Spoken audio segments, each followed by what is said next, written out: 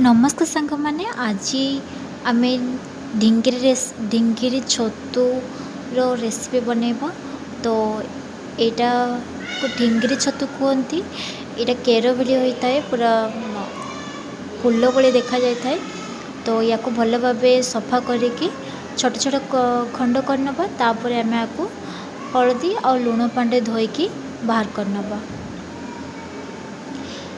यहाँ अधिक समय सीझा को टाइम लगी थाए, किंतु यार टेस्ट मध्य बहुत भल थाए। से छतु अपेक्षा ये छतु अधिक टेस्ट लगी थाए। तो आपको भल भाव सफा कर नहीं तापर यहपरी भाव केर भाव काढ़ी छोट छोट खंडे परिणत करनी कहीं सीझा को बहुत समय लगे। तो से आपको छोट छोट खंड करेंगे। तापर ये हलदी लुण देकी टी गरम पानी धोईकी चिपुड़ी को बाहर कर नबा। तापर एबे आमे चुली रे बसई नबा। टिके ताको भलसे सिझेकी भाजिकी बाहर कर नबा। भाजला बेले आप लुण दे पारिबे। या को भल टिके पानी बिल्कुल भी देबेनी।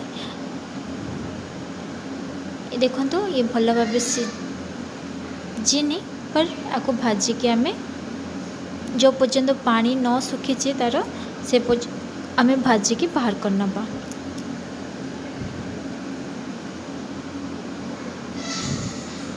ये भाजी सारापर आम मसला रेडी करवा। ये रसुण पियाज टमाटो ये नहीं जाए।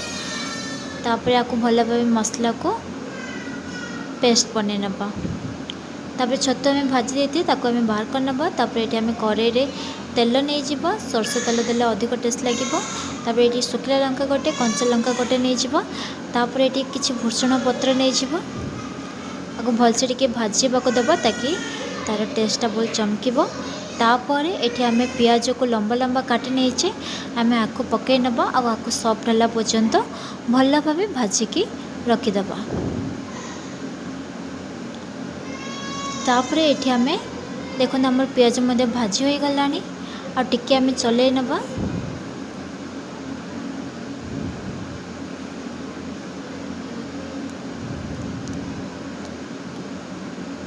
पियाज भाजी सारापर आम जो मसला को बनई से पेस्ट बनई दीचे। पियाज अधा सीझी गला। तापर आम जो पेस्ट को बनई के रखी आम देदेबा। आपको मध्य तेल बाहरला पर्यंत आम आपको भाजी नबा।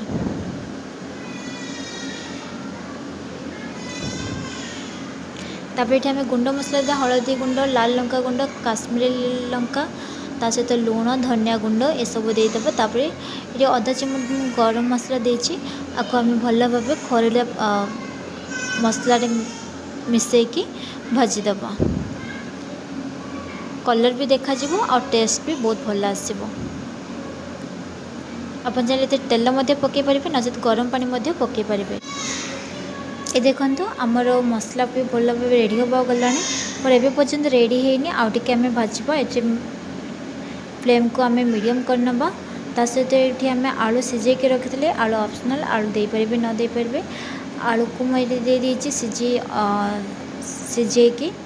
तापर ये आम जो छतु को सिझे रखी आम देदेबा। और मसला सहित मिसैकी आम भल भाव आपको मीडियम फ्लेम देकी भाजी नबा।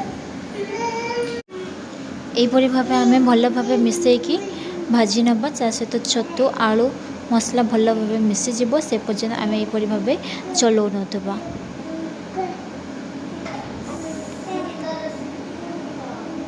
मसला को भल भाव मिसला पर्यंत आम मझे मझे यहपरी भाव घाटी दबा ताकि मसला छतु सहित आलू सहित भल भाव मिसीज।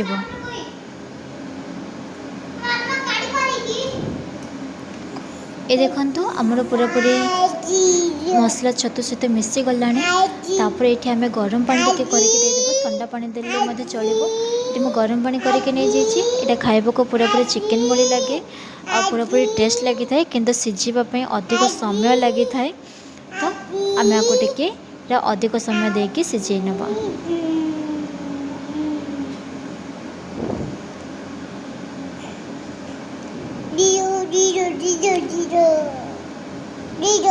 आपन को जी दरकार पानी से देवे। यहाँ को अधिक समय सिझापी तो आउ टे पानी देती।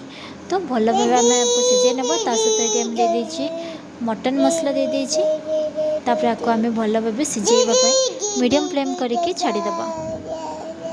तापर मझिरे मझिरे ए परि भाबे आमे प्लेट कर बाहर करके घांटी दउतबा।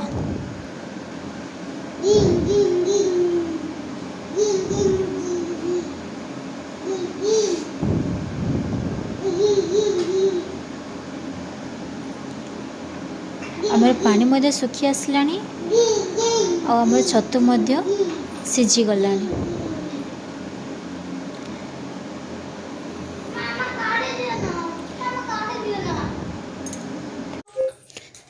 ये चिकेन ठू अधिक टेस्ट लगी था पूरापूरी सिझी गला मसला भी रेडी हो गलानी। आपको चाहिए आप टिके पानी रखिपारे पर यहाँ को मुझे पाखापाखि सुखा भी कर खावा को पूरापूरी टेस्ट लगी था। तो ହେଇଗଲା ଆମର ଢିଙ୍ଗିରେ ଛତୁ ମସଲା ରୋଟି ସହିତ ଭଲ ଲାଗେ।